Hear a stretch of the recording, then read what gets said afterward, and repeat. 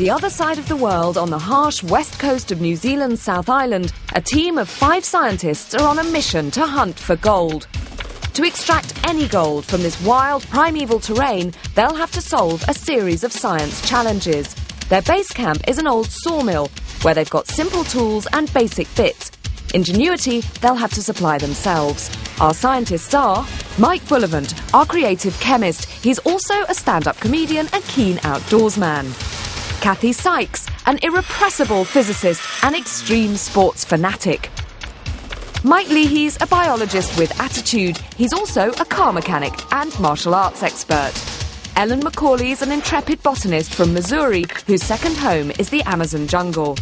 Jonathan Hare's a physicist with a science brain and an artist's eye, a true Renaissance man. And me, Kate Humble, the odd job girl. Together we are Rough Science.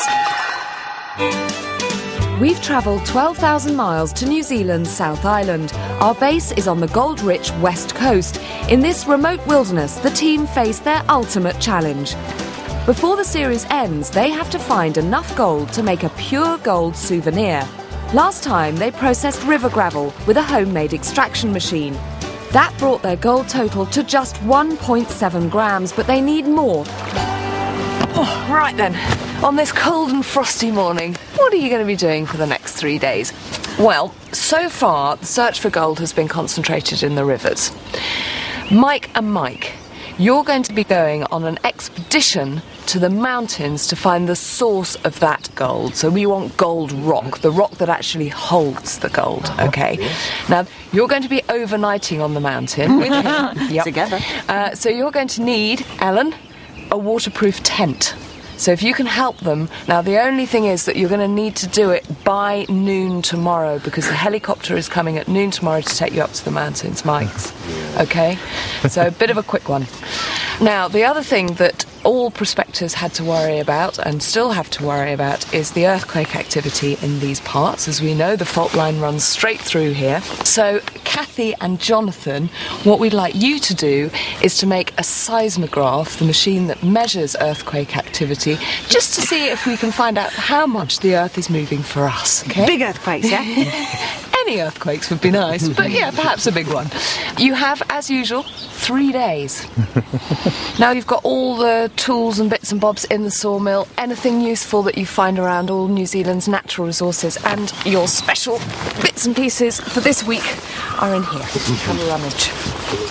Wow. So, that'll be 1 waterproof tent and a seismograph, please, guys. Look at that. Alarm clock. Hey! That's our alarm clock. I think that's good for anything else. Where's That's for decorating the interior of your tent. Oh yeah, I'm going to have a nice floral pattern on the inside. Beeswax. That's for me. No, no, it's for you. Okay. Yeah? Ooh, Beeswax. for you guys. Lanolin. Sheep around here are covered in this stuff. Hey, Mikey, this will keep us warm in the tent. Earplugs! Yeah! Is that because you're sleeping in a tent together? We need more than What do we need earplugs. earplugs? Oh, it's time for bed. With time ticking away, the priority is to make the tent. Ellen's off on a hunt for New Zealand's waterproof flax plant. Where's the best place to look for flax? Near the water.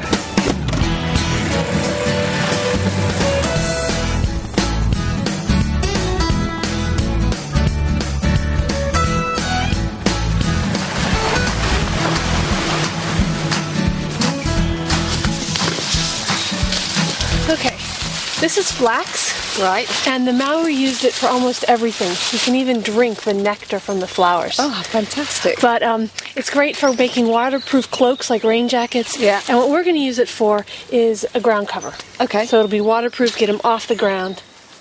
We're going to need a lot. So, Ellen's going to make a flax ground sheet, which leaves the boys to make the tent out of this flimsy bit of cotton. We're going to have to sew, but I can't bloody sew. The Mikes think that the beeswax and lanolin from the kit might be good for waterproofing, but there's not nearly enough to cover the whole sheet. The plan is to build a simple tent frame and drape the cotton over it. What we'll do is have 3 panels. That'll be waterproof with the lanolin.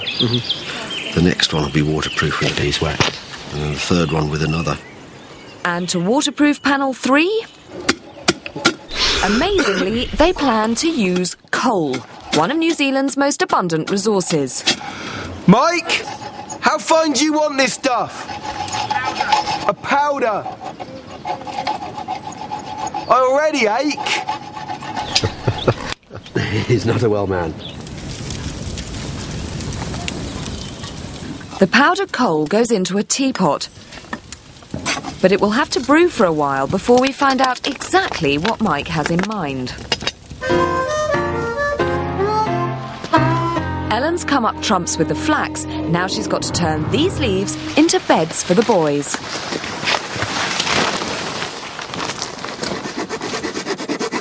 Kathy and Jonathan are working on their seismograph, a contraption for measuring earthquakes. Nice pointy point. So is this the beginnings of your seismograph? It is. Certainly is. How does a seismograph actually work? What you want to do is kind of be stretching out a line of paper and end up actually with a graph of how the Earth has moved. Yeah, so basically the pen is charting the movement of And if the you Earth. keep still and I'll move Yeah. this. So one of these presumably has to be on the Earth. Yeah, that's it.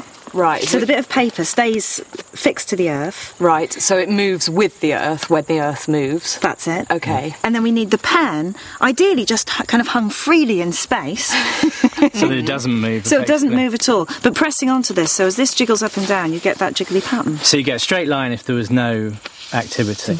Okay, so the paper basically needs to be fixed to the earth so that it picks up those movements, and the pen needs to not move at all. Yeah, if we could do that. That's- We just have to get as close to that as we can. That does sound... Quite tricky then. For a while now, a rather unpleasant liquid has been collecting in the jars connected to Mike B's pot full of coal. What is he making? One of the things that Mike and I are going to use to waterproof our tent is coal tar, which you can get very easily from heating coal up. Coal is a very complex molecular structure, and by heating it you can break that molecular structure up and you release all kinds of chemicals. You know, there are probably 10,000 different chemicals to be got from coal tar. So when we heat the coal inside the teapot, the vapours and all the gases will come off and they'll come out here and they'll condense. The gases will turn back into liquid and we collect them in these containers. Eventually, when you heat the coal up really to a high temperature, you get this stuff, and that contains the creosote, which you can use to waterproof fences, and that's what we'll use to treat our tent with.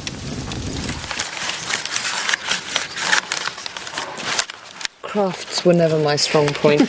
Hey, what's great about this flax is that it seems incredibly strong.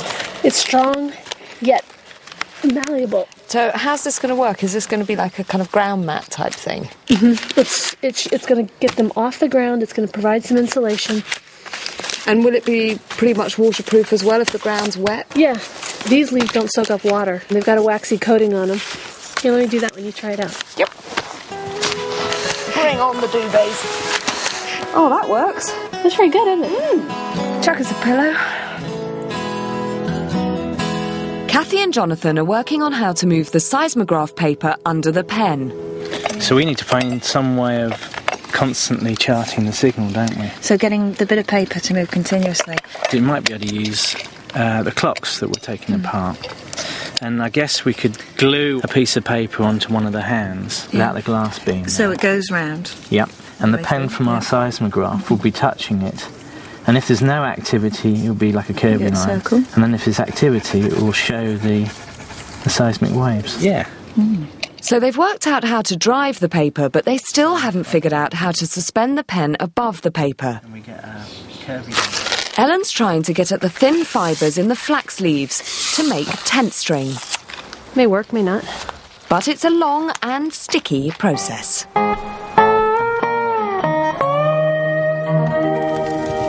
Choking. Yeah. With just 24 hours before the Mikes go camping to find gold, they've no tent and precious little coal tar. There's our waterproofer, Mikey, look. You see it? It smells and looks absolutely disgusting. That is foul. That's going to keep you dry. Yeah, in 2 weeks' time we'll realise we've got skin cancer Yes. to go with the lung cancer that we've got today.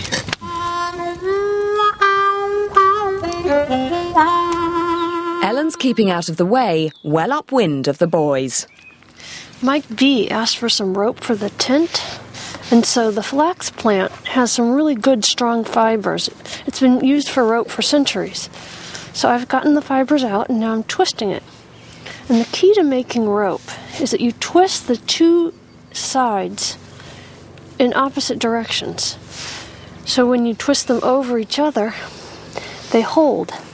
And if they begin to untwist, all they're going to do is untwist into each other and they become stronger. Like that.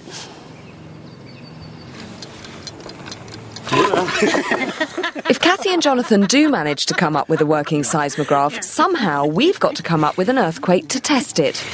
The locals tell me that there are about between 100 and 150 earth tremors that we can feel every year in New Zealand. However, we can't predict whether there is going to be one on day 3. So what we've done instead is we've arranged for someone to create a huge explosion. Oh, fantastic. So hopefully we'll have a big bang to test to see that it is going to work. Yeah, we must be able to detect that, I hope. Yeah. Yeah. Okay, I'll come back later. Yell if you need me to do anything. Tomorrow night, the Mikes will be sleeping in the hills, but tonight they're running out of light. It's all a bit dodgy. We need at least as much again. This is the last. They're also running out of coal tar. We're running out of Mike. I think we're going to get very, very wet if it rains. One way or the other, we're going to die horribly, I can see. The second tent panel is soaking in hot beeswax from the kit. Very, very, very patchy. Ow, and very wet. This isn't a total success, Mike. Careful, it's really, really nasty. The Turin shroud. Yeah, that's what it looks like. Have we got any more beeswax? Nope, that's it. This is turning into a bit of a mare, isn't it? Loads of stuff. I'm taking my piss. After a long, hard day, the team make final preparations for tomorrow. Look at Whistler's mother in the corner there. Are you all right, dear? Cheers, everybody. Cheers. Here's to your meal tomorrow night. Yes, tomorrow night. Think to absent friend. We're going to have a really nice night tomorrow night, aren't we? Thank you very much. We'll have extra food. Yeah, we'll be nice and toasty and warm. No, we are going to be as cosy as 10 bears. We are. It's really inhospitable up there. I mean, the saving grace is that it's benign in terms of wildlife. You know, there are no nasty things that bite you or snakes. So you are most dangerous. We are the wildlife, yeah.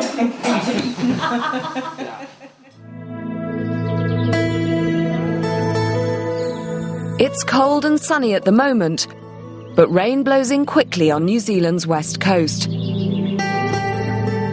The coal tar and beeswax tent panels are done, so there's one cotton sheet left to waterproof. This yellow waxy solid is the lanolin that we were given in the suitcase on day 1, and Mike and I are going to use this to waterproof one of the sections of the tent. It'll melt, so I'll stick it on the fire. Difficult to believe that this is just natural grease from sheep. So if it's good enough for waterproofing them, it's going to be good enough for waterproofing Mike and I. Actually, there's an idea. If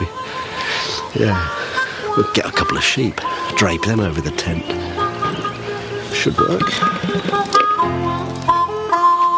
This has come on leaps and bounds since yesterday, hasn't it? I mean, it actually looks like a seismograph. There are even wiggly lines on a piece of paper. It's amazing. So the last thing I heard was that you had to somehow hang a pen in space. Okay, well, we couldn't quite do that, but what we have a heavy weight here in the middle, which the pen's connected to. The rest of the apparatus is all fixed firmly to the ground. So when there's an earthquake, that moves. But because of the big weight here, the pen will stay pretty much fixed. So it is effectively like suspending it in space, because it won't move at the same pace as the other equipment that's attached to the Earth. Yeah. We've got it as close to being as suspended in space as possible by making these pivots just really, really loose, reducing the frictions. Oh, how brilliant. Well, can we just try it just for me? Just try and have a little jump and see if it works. I think we should. Okay, you count. 1, 2, 3. There's a wiggle! So when we jump, it's the paper attached to the frame that moves, but the pen just touching the frame at that sharpened point stays relatively still. And that's how you measure an earthquake. We hope. Yeah! So cool! I was thinking perhaps we should just waterproof ourselves rather than the tent. Oh, it's a scene of furious activity. Which one's this? This is the lanolin. Right. We've melted it down, dissolved it in some solvent, some turps. We're just applying it, and then we'll hang. When we've painted it, we'll hang it out in the sun. And these turps Do you think will it's going to evaporate dry quick enough? Because you've Yeah. got 2 hours before you go. That's all right. And it was really frosty this morning. Do you think you're going to be warm You're a enough real up there? agent of doom and gloom, aren't you? No, I'm just realistic.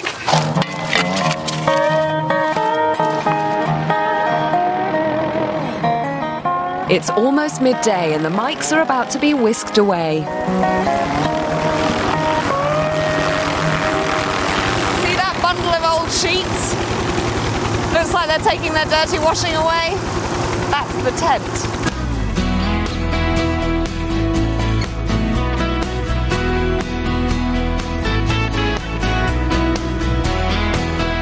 Tomorrow, the Mikes must try and find gold rock in these mountains, and they're spending the night so they can get going at first light. The seismograph's finished, and Kathy and Jonathan still have time for a last test before tomorrow's earth-shaking blast at a local quarry.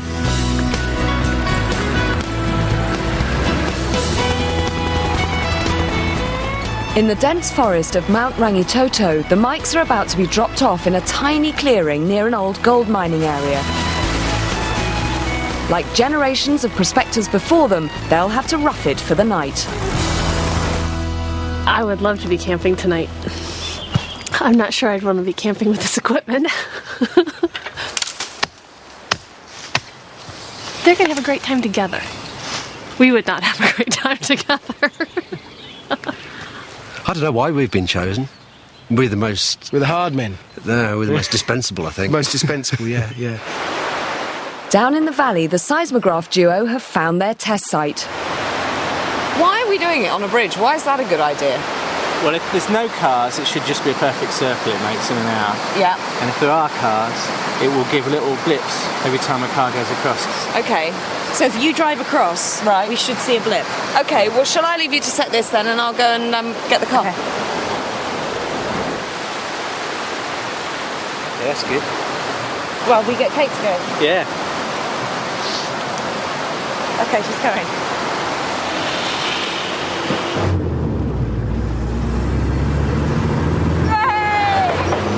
Yes! Got that, all right.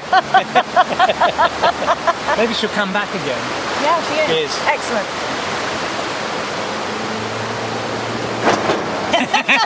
Yes! Hey, that is result. I really wasn't convinced we'd get anything on here. You know, it isn't a bad size, is it? If it's not going to be that cramped. Okay, now this is going to be funny. So in like this, grab the side, and bring... Oh, I mean, this is going to be... Sorry, damn me. 10 bears. I think we've forgotten something. What is it? We've got a nice view of the stars. The team's ultimate challenge is to find enough gold to make a pure gold souvenir. Ellen's burning bark from a punga tree. Previously, the team used this bark to try and trap tiny particles of gold from the river. She's going to pan the ashes and recover the gold, if there is any. The tent's almost ready for the waterproof cover. What a man. There we go. So this will hold our fly sheet.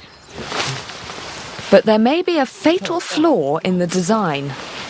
You realise we've got the creosote one nearest the fire. Well, This is flammable. And we've got a fire exit up there in there. I was going to say, at least we can escape, because my head's that end anyway, isn't it? No, my head's that end. And we decided No, I that. thought we worked out my head's that end.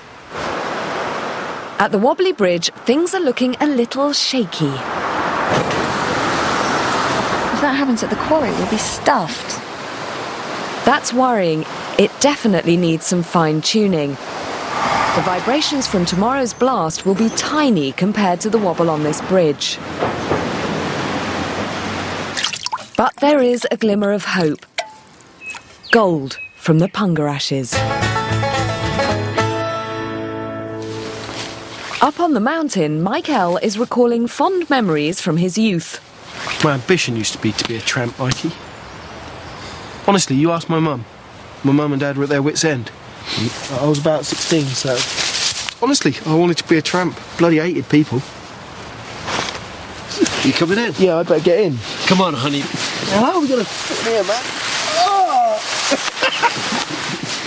You fat...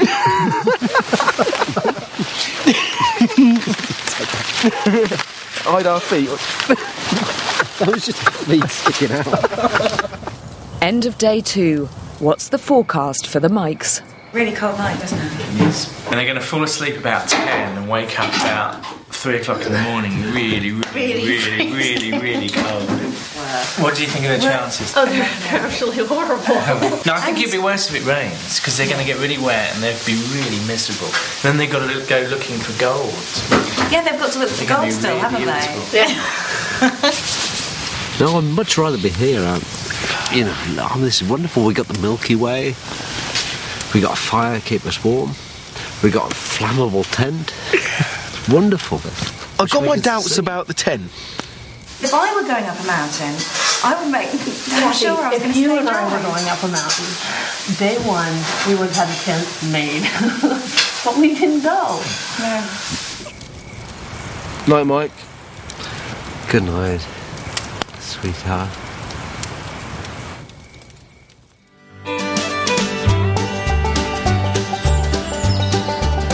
It's the morning after the night before. I'm dropping in to see if the Mikes have found Gold Rock yet. But first, how was that tent? You're alive! Isn't this an amazing spot? It's awesome, isn't it? It's the best campsite I've ever Absolutely. slept in. Yeah, but Wilderness. saying campsite, where is the tent, for heaven's sake? Over there. Well, I have to say, guys, I'm impressed. It's cool, quite isn't it? comfortable, isn't it, in here? It's really comfortable, yeah. Ellen's mats are brilliant. She made them so carefully, no draft gets through, and we folded them up the edges. Yeah. Well, it didn't rain last night, Thank so goodness. I'm going to have to be brave and test how waterproof this waterproof tent is supposed to be. You sure you want to go through with this? No, but this is science. This is the front creosote panel. Okay. It's not waterproof. I don't believe it. That was It's like a shower in here. Right, Next. Right, this one's the lanolin then, Kate. You ready? Yeah, go ahead. It looks good from out here. Oh, it's pretty good. Yeah, nothing coming through. Yeah, it's all right. dripping off well. Really good. The last one, this is beeswax. All right? Oh, I don't think your seams are up to much. Yeah. Bit drippy. I'd still say lanolin was your best one. Better than the beeswax. Yeah. Yeah. Surprising. Thank you, dear. You want to go somewhere and dry off? But no, that would be my top tip. Yeah. If you were ever going to do this again, either of you, use lanolin. Don't worry about all that coal tar nonsense. It doesn't work. Should we have a cup of tea and then we've got to go and find gold. That's what you're here for. Come on then. The seismograph team arrive at the quarry for the big test. The explosives are set up to make our do-it-yourself earthquake. Exciting, Jonathan. Very exciting. The Mikes have spent the morning scouting the area and have found an old gold mine. But is there any gold left in it? Look at this. That's something out of the Lord of the Rings, isn't it? Absolutely beautiful. To increase our chances of finding gold rock, Michael's going to search upriver, leaving us to brave the mine.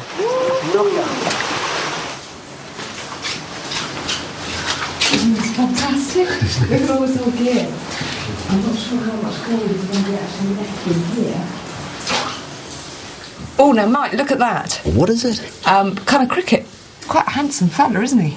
Wouldn't want that in my bed. What do you mean you've just had a night with Mike Leahy? There it goes.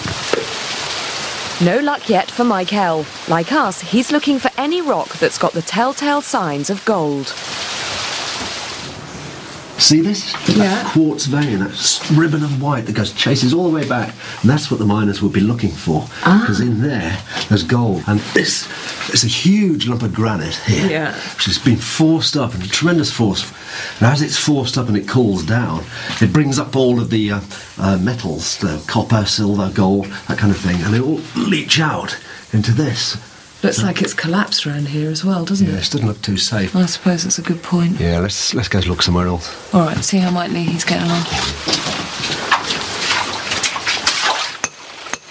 Michael's found a likely-looking bit of rock. It's got a promising vein of minerals, but does it have gold inside?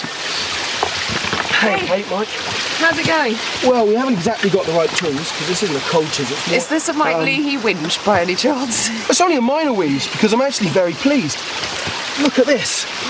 Wow! Oh, but that's really much better than the stuff we saw in the gold mine. Yeah. And there'll be a bit of gold in there, not a lot. Really? Yeah, let's take this back. There's loads more where this came from, and I've got a pile down there. Getting any gold out of the rock will be a future challenge, but now we've got an earthquake to attend. After some final adjustments, the seismograph's set. OK, I think it seems to be working. Ready to go? Yeah. And the finishing touch, a cover, courtesy of Ellen. Ellen, you're a magician.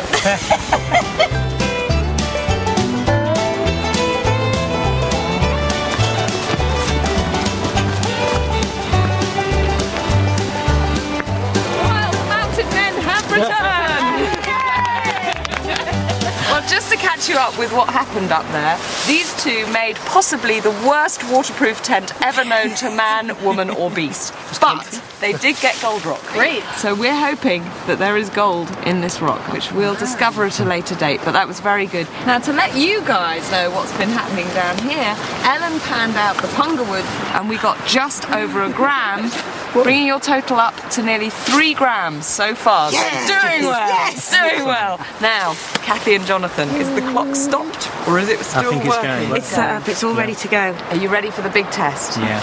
Okay, hats on. Good luck. Earplugs in. Okay, ready, guys? Yeah. Here we go. 3, 2, 1. Are we safe to go down there, Grant? Okay, let's go find it. Our feet are going to set it off. Nothing. Can you take it off? Can we have a look at it? I don't believe it. We got a lovely round line. And then, Kate, when you arrived, that mark there is from the helicopter. So we detected you arriving. But not a big bang. Not the bang. Have you any idea why not? My only guess is that although it's a massive bang, it doesn't actually make the ground move that much. It's actually got to make the ground move at least a millimetre that way for us to detect it. And that's quite a long call. So it was the explosives' fault. Yeah. Well done, all of you, for another great week. It was a shame about the seismograph, but we saw it work. It worked on the bridge. We know it does it. Maybe we should just all jump up and down. Okay, that's ready. 3, 2, 1. See you next time on Rough Science. Next time, we take a break from the gold quest as we send an expedition to investigate a mighty mountain of ice. While Mike B turns up the heat in his chemistry kitchen. For a free Rough Science booklet and details of Open University programmes, call 0870 900 9581 or log on to www.open2.net.